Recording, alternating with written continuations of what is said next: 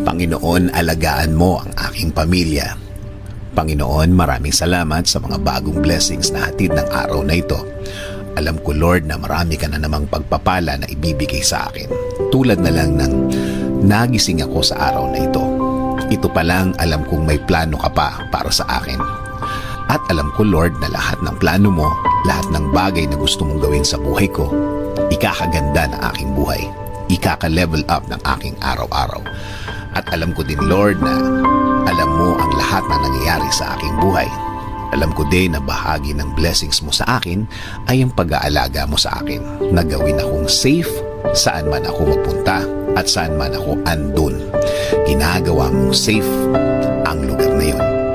At alam ko, Lord, na since ikaw ang nanguna ng aking buhay, alam kong patuloy mo akong i-guide sa mga darating na araw at panahon. At sa lahat ng aking gagawin,